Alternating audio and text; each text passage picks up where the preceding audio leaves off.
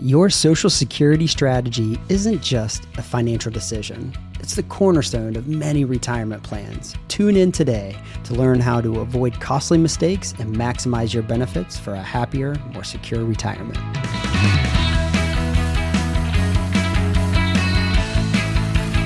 It's another edition of Retire Smarter. Welcome back. Walter Storholt here alongside Tyler Emrick. He makes his return after a 3-episode break where Kevin was at the helm leading things. But yes, Tyler, certified financial planner at True Wealth Design, also a chartered financial analyst and wealth advisor with the team. Back again, and he promises that we won't be as deep and complex as the last 3 episodes were. So, Tyler, your presence is welcome. As much as we love Kevin, it's nice to. Towels was quite the series that we had on the last couple of episodes. No, it's a good one. If anybody's listening and hasn't gone back over that 3-part series, I mean, it truly is.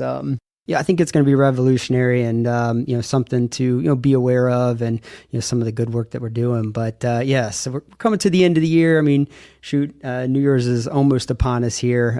So we might as well take it a little bit easier on today's podcast, I promise. And we'll no alerts or egghead alerts or anything today like that that'll be popping up on this one, I'm sure. Tyler said before the episode today, I did not need to preload the egghead alert. We should be safe today. So no, although you do have some pretty good chimes on the last episode. I have pretty much no chimes, and I think Kevin's up to 2 or 3 now. I'm gonna have to work on something, or maybe we'll have to. You need your own wiggle factor of some sort. Yes, definitely. He's got me saying wiggle factor all the time in meetings. So that's awesome. His terminology and language has definitely trickled down. That's for sure.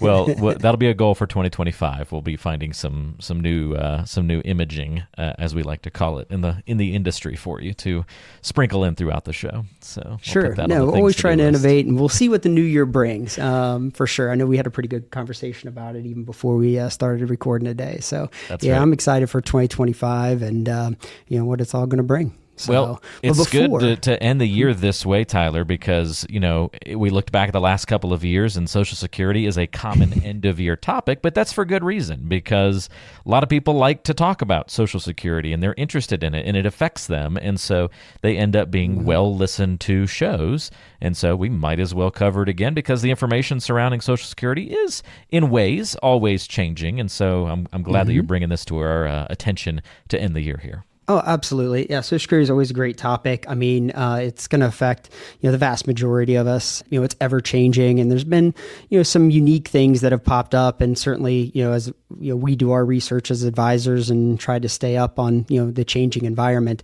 we're always running across different articles and headlines, and anytime one catches my eye, as we'll talk about here today, it kind of triggers and be like, hey, let's roll with the podcast and see if we can approach the topic a little bit from a little different perspective. So, the title that prompted this one today was the $882,000 Social Security mistake. So that's a big number. Pretty big number, yeah. Yes, no, absolutely. Now, my intuition was right when I got down into the article and started reading it. I think anytime you put some of these decisions into perspective, it's good. I mean, Social Security is going to be a decision that is going to be with you throughout the entirety of retirement. So sometimes when you start looking, 20 years, 30 years down the road, it can be hard to quantify what this decision means for the long run. And having some of those numbers, although being very big, I think can be good to set your frame of mind. So we'll tackle it a little bit here today. But, the article was written by an individual who was actually just turning 70 and starting to file for their Social Security benefit. And he was referencing why he waited and why, we might want to as well. And, from the article standpoint, he had a lot of good references that we'll touch on. But, a lot of the data comes from a white paper done by actually, there's a white paper in 2022, so not that long ago, by the National Bureau of Economic Research. That's a mouthful, isn't it? Right? National Bureau of Economic Research. And it was a pretty hefty paper, 32-page one, but the title of it was How Much Lifetime Social Security Benefits Are Americans Leaving on the Table? So, and there were a few statistics there that we'll just start out here with that I thought were a little bit shocking and certainly good to frame the Social Security decision. And the first of which, Walt, was that the white paper showed that about 90% of people between the ages of 45 and 62 would benefit from waiting till age 70 to claim their benefits. Quite a Big bit, number. right? That's a big number. I mean, Yeah. 90%. I mean, that's a pretty staggering skew to delay. And of course, Walt, how many would you suspect probably actually wait till age 70 to take it? Not many. Not many. Yeah. And about 10% or so, Okay. Actually end up waiting that long. And when they run the numbers on the math behind that decision of potentially kicking it in early versus taking it at 70, that $182,000 number that caught my eye in the article was their calculation for the median financial loss for those who claimed early. So $182,000 difference between kicking in early versus delaying till age 70. Another way they phrased it was essentially optimizing the claiming strategy could increase a typical worker's lifetime spend by about 10%. So essentially by delaying, you could increase the amount of spending throughout retirement by about 10%, which again, we're talking long time periods here, Walt. So I mean, 10% can add up pretty substantially over a 20, 30-year time period. Yeah, that's there's a lot that you can do. I mean, add 10% to anything in your life, right? 10% higher salary, 10% more time in the day to get things done. Just any of those 10% numbers, especially if you spread it out over some time, you can see the significant opportunity that's there. Yeah, no, absolutely. And, I gave a little bit of like the headlines and what caught my eye through the article, but I figured through most of the podcast today, what we'll kind of dive into is maybe just, talking a little bit about, well, why do individuals claim early? What are some of the decision points that go into that? And how can you maybe think about it from your own personal situation?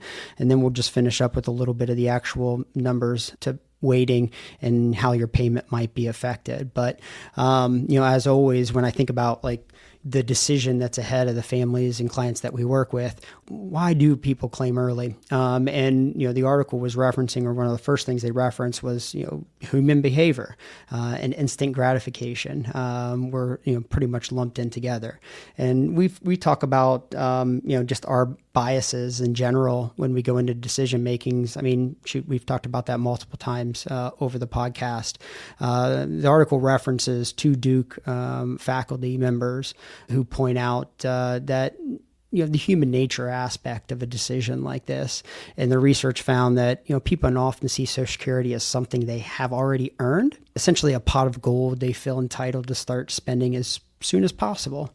I'm not sure if I necessarily agree with that wording per se, but I absolutely agree with the framing of the decision because, I see it time and time again when we're sitting down with individuals and talking through a decision like this. Well, if you're going to delay taking your Social Security benefit, likely you're not going to delay retirement. So those decisions need to be separated, Walt. Just because you're retiring, and if you do not start your Social Security, well, you're still going to have spend and you're still going to need to cover expenses. So the question becomes is where are you going to get that money from? And boy, using your own assets certainly is a lot harder than just spending a Social Security check that comes in, especially when you start to see your accounts dip down while you're waiting on delaying those benefits. It can be very, very hard to wrap your arms around, like, why are we waiting and why are we delaying this as we see our accounts depleting down? And of course, too, hey, in some of those financial plans, that spending, especially early in retirement, can be pretty substantial. So it can be kind of a double whammy, dipping into your own assets, delaying Social Security, seeing the accounts go down. And then, of course, we haven't had a bad market in the last couple of years, but you retire into a 2008 or a 2022, and then you see your investments go down as well. It can be a lot to swallow.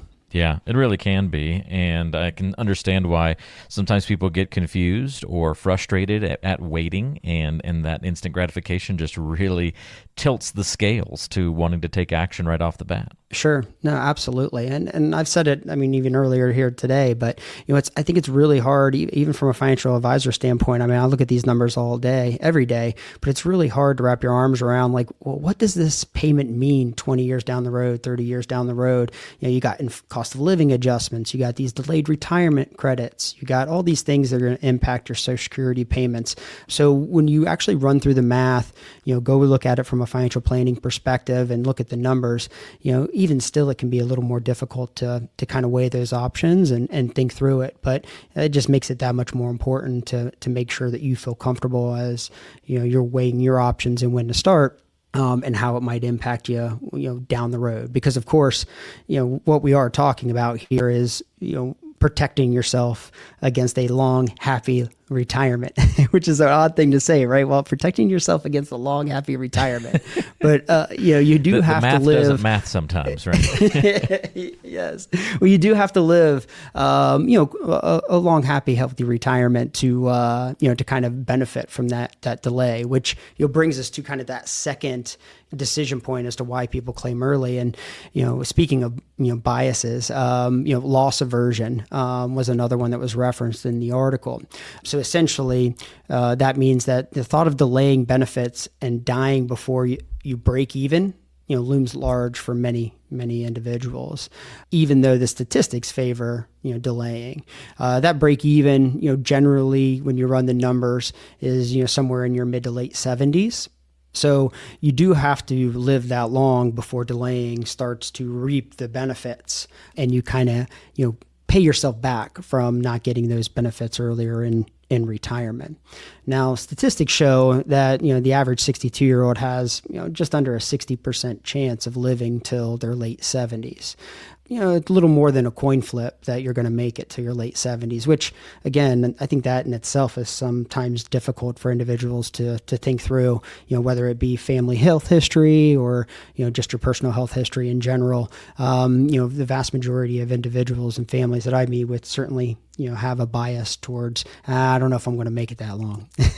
I think that's part of the struggle, right? I mean, it's the same struggle. It's not dissimilar to the issue that people have in their 20s, trying to say, oh, why am I not spending and using this money that could improve my life today? Why am I putting it off to use it until I'm 65? Like, oh, goodness, I don't want to even think about being that old, let alone, trying to plan for it. And it's really just the same thing. Folks that are getting close to retirement, at the beginning of the retirement, they don't want to think about what they want to use that money now for while they're able to, sure, and not thinking about it when they're 80, 90 or beyond. No, absolutely. Well, and a lot of times those emotional side of things drives actual behavior. So it's even more important to, feel comfortable with the financial plan and the numbers, even if you are going to delay and you see your accounts maybe going down early in retirement because of that spending. Those can be your golden years, right? When you're doing more travel, when you're, healthy and you're trying to, really enjoy the fruits of your labor, working all that time. And if you feel uncomfortable spending down your money, then maybe you're not doing all the things that you would feel comfortable doing or would want to do, although your plan says that you're perfectly fine to do it. So I think there's a lot that kind of goes into the decision that certainly plays off one another. But, that idea of this loss aversion and having to hit that break-even age certainly affects many individuals. Now, as I think about that break-even age, I do find that another consideration there that, often is very helpful, especially for individuals who are married. It's important to realize that there are more than one Social Security benefit that likely is afforded to you, right? I mean, you have your own benefit that you paid in for that's based off your earnings history, but you also are going to have what's called a potential spousal benefit that's available to you. And then, of course, a widow's benefit should your spouse happen to pass away.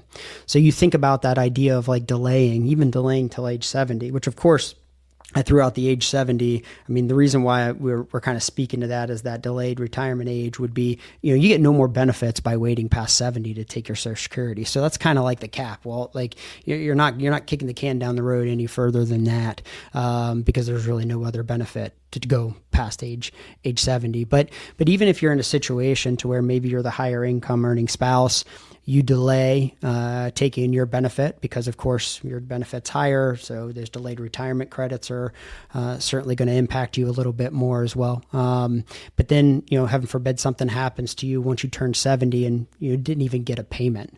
Well, that widow's benefit would then be applicable to your surviving spouse, and they would be able to switch over and get and reap benefits of you actually delaying.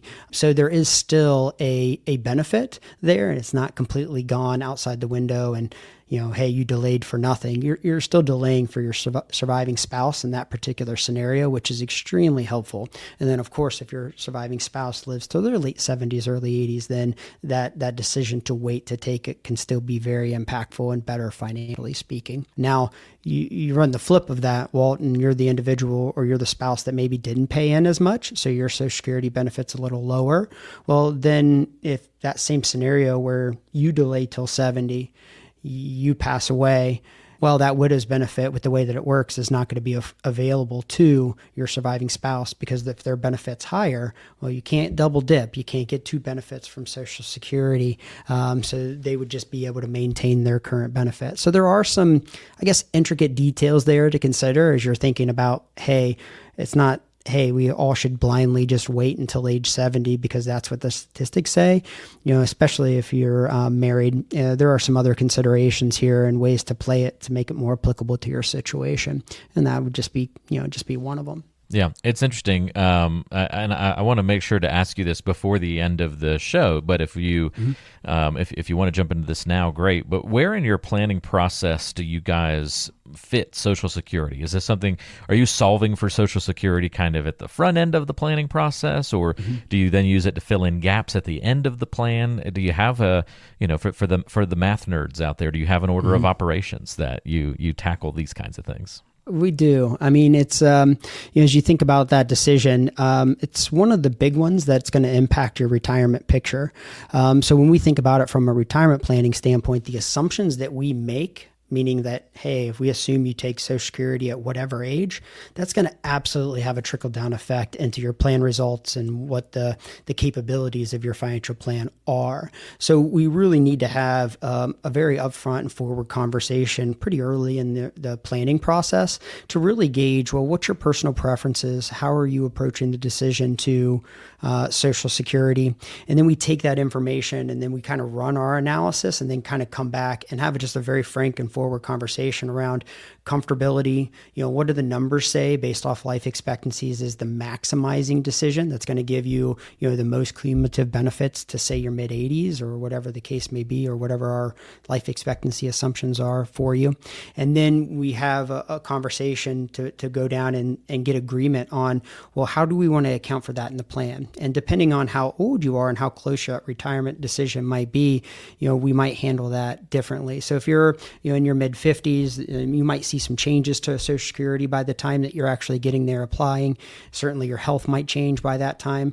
That will all be factored into kind of the assumptions that we use inside of the financial plan. If you're someone that, hey, we're doing that financial plan and that decision is upon you and you're retiring, then of course we might be a little bit more concrete with the way that we build it into the plan and kind of go ahead and just say, hey, let's agree upon, or let's kind of come down to how we're going to tackle Social Security. So I think it's really case by case, but in either way, it's something that the conversation is being done and had, well before we're talking about actual plan results and communicating what's possible and, running different scenarios for families on what the retirement picture might look like. So, and that has everything to do with just how impactful it is. I mean, I think I even, mentioned it into the lead end about how, Social Security for most individuals is going to be the cornerstone of their retirement plan. And the assumptions we make there are going to have, big trickle down effects. It's not as simple as, hey, our clients are coming in telling us when they're going to take Social Security and we just kind of take their word for it and don't make any adjustments. It's a really good collaborative conversation back and forth about the pros and cons. And, there are times when, hey, some individuals are just very hard pressed on a certain way. And if that's the case, hey, we'll build it into the plan that way and see if it might be possible. Because, as you're starting to think about retirement planning, I mean, there's some art to it. Well, and, certainly sometimes there's the financially maximizing decision, but then there's the, hey, what can the plan afford and what's your comfortability and what is the emotional side of things?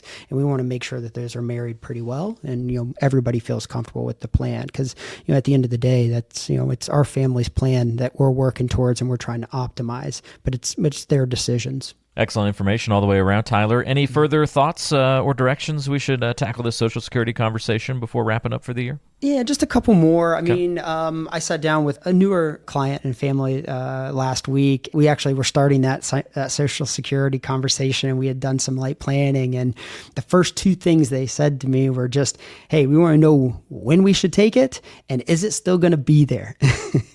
So those are always the two most prominent questions that I think I certainly get as a financial advisor when we start to broach the subject of Social Security.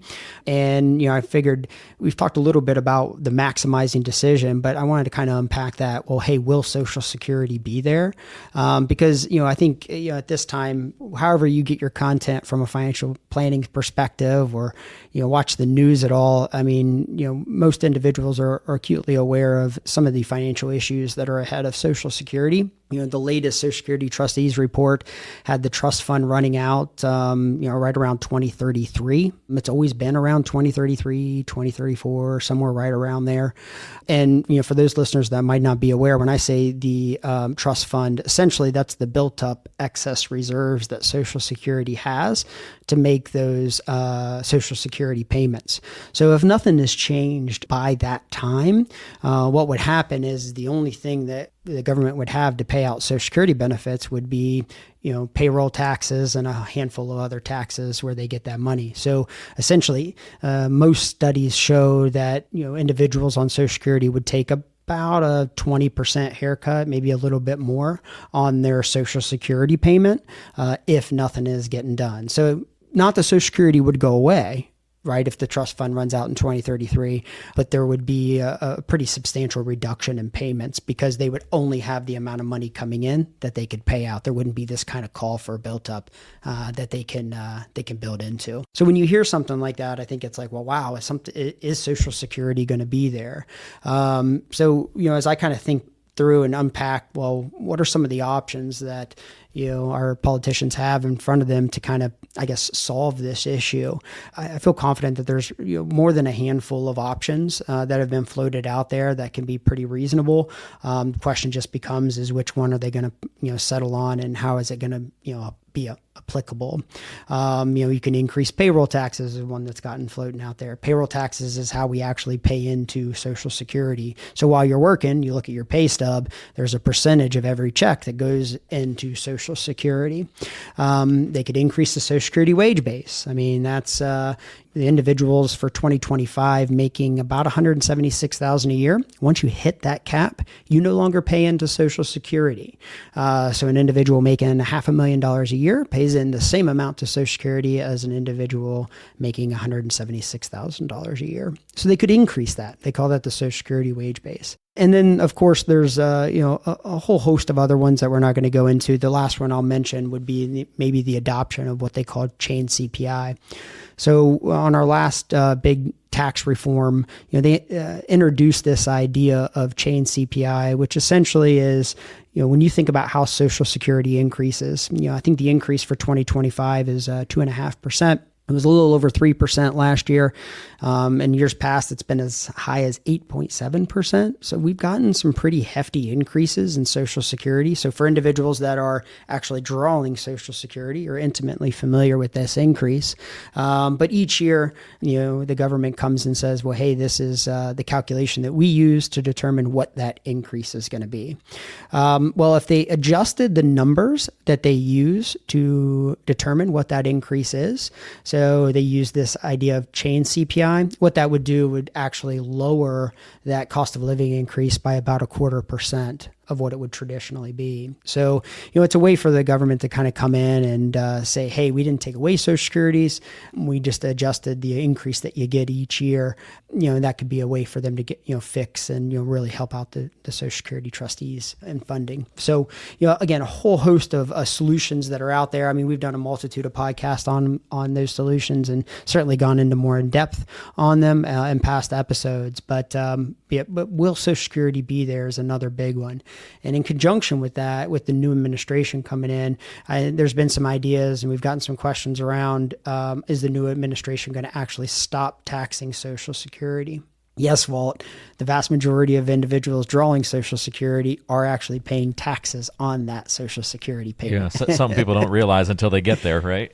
Right. Yeah, it could be as high as 85%. So what I mean by that is 85% of your Social Security benefit could then get added to your taxable income. And then wherever your taxable income falls, you pay whatever percentage in taxes on that 85%, whether that's 12%, 22%, so on and so forth. So if we start and make it to where Social Security is no longer being taxed, well, of course, that money is not going to be able to go into that trust funding, and then could certainly expedite that trust fund running out. So the tax foundation ran some numbers on this, and they're expecting that if something got passed where no Social Security was not taxed any longer, it would reduce tax revenue by about 1.4 trillion from 2025 to 2034. So not a small chunk of change, and that would expedite that underfunding and trust fund running out by a couple years. So you might be looking at 2030, 2031, somewhere right around there if something like that were to get passed. So they would have some work to adjust and find that money somewhere if the legislation got passed for them to be able to do that. But all in all, I mean, I think the big thing here is I've been rambling on about will Social Security be there, and hopefully I've given you a little bit of comfort. We do think Social Security is going to be there. Can it be adjusted? Certainly. Will it likely be adjusted? Yes. The question becomes is, how is that adjustment going to actually trickle down to, you and I, who are actually going to be drawing that at some point in time? We'll see. But we do feel pretty confident that Social Security will be there for our retirees. And then, just to kind of finish up here, as you kind of think about just in general, the benefits of waiting, just to kind of make that concrete. Not everybody, we understand certainly not everybody can wait. I mean, the statistics that were in the article that I'm referencing here, about 40% of people in their early 60s face health challenges or financial pressures, and really they actually have to claim Social Security early. But if you're listening and you have a retirement plan in place and you have some assets built up and you're afforded the option to make that choice, not everybody has that option, but if you have that option in front of you, when you break down the math numbers, I mean, certainly you can take Social Security as early as 62. If your spouse has passed away, you can get a widow's benefit as early as age 60, but 62 is the big age. Of course, every month that you wait, Social Security continues to increase all the way up until that age of 70. So, if we think about your full retirement age, which is, 67 for most individuals, that's when Social Security assumes you're going to get your full benefit. And we kind of use that as a starting point. You're going to take about a 30% haircut for taking it at 62, and you're going to gain not quite 30%, but roughly 30% in added benefit if you waited until 70. So it's a pretty hefty swing, about 30% either way, rough numbers. So when you start thinking about that, and we go back to really what started the entire podcast, hey, the Social Security mistake of $182,000, that's what they're referring to as those extra payments that you're going to get by delaying till 70. So all in all, that's the general concept there. And, if anything, you're kind of, as we're wrapping up the podcast here, if anything, you're kind of gleaning from here, I think the big thing is just understanding that, hey, there's a decision to be had here. It's not just, hey, you turn the corner, you retire, and you kick it in no matter what. And certainly if you're married and your spouse has a benefit that's afforded to them, that can complex the decision a little bit more. So just understanding those options, running some of the back of the napkin math, or in our case, Monte Carlo simulations, and actually a little bit more detailed work can really put you in a situation to make better decisions for you and your family. I'm just laughing at, sure, we can run the back of the napkin math or a Monte Carlo simulation. I had to throw some technical terms in here. Well, hey, I had to throw some technical terms in here. Well, it was Kevin just the was comparison me up a of the bit. two, the juxtaposition of the napkin and the Monte Carlo simulation. Yeah, well, and true. I mean, a lot of individuals will just run the numbers on the difference and, just say, hey, it's going to take me, X number of years to make up that difference. But it's hard to think about, like, well, how does cost of living adjustments affect that? What if you throw in a spousal benefit or, other widow's benefits that might be afforded to you? It becomes much, much more challenging challenging to do that back of the napkin math. But yeah. Maybe that's one of our sounders that we can do for you in 2025. It's back of the napkin math, or, some little thing like that. We'll see how often we get that in there. I don't know. I don't know. We'll it needs a few more mentions before it gets a little bit of thing made around it. But no, I like that. And my big takeaway from this, Tyler, too, is that sometimes this conversation gets couched because, hey, that's our world, as black and white. It's either take it at 62 or take it at 70, and here's the drastic difference. And it's I'm missing out on the $182,000. So it's this Social Security is either going to be there or it's going to disappear completely out of the thin air. And the truth always is somewhere in the middle, and never goes as fast, I think, as things get represented. And so for the right person, it may be 64, it may be 68, it may be 67, it may be 62 or 70 that they end up taking that. So don't view things quite as clear cut or so binary in your choices. It's going to have gray area, and it's going to have a sliding scale and depend on who you are and what your situation is. And that's a good thing, right? It'd be easier if it was just A or B, but it's also a good thing that it's not, because it gives us all that flexibility. So no, absolutely. I agree wholeheartedly. Excellent. Well, hey, if you are wondering how you can take advantage of a review of your financial plan with the True Wealth Design team, if you've been a listener to the podcast for a long time, or even if you're relatively new, you can certainly see the value in having these kinds of conversations, but how even better that would be to have it specifically about your situation rather than the generalities we're able to talk about here on the podcast. So if you'd like to set up that time to meet to see if you're a good fit with the True Wealth Design team, all you have to do is go to truewealthdesign.com. Click on the Are We Right For You button, and you can schedule a 15-minute call with an experienced advisor on the True Wealth team. Again, that's at truewealthdesign.com, or you can call 855-TWD-PLAN. 855-TWD-PLAN. We've got all that contact information in the description of today's show. Tyler, final episode of 2024 is in the books, my friend, and we'll pick up right where we left off in 2025. Looking forward to it. You will. Have a good New Year. Yeah. Enjoy the holidays, everybody. Happy New Year to you, and we'll see you in the new year. For Tyler, I'm Walter. We'll see you next time on Retire Smarter.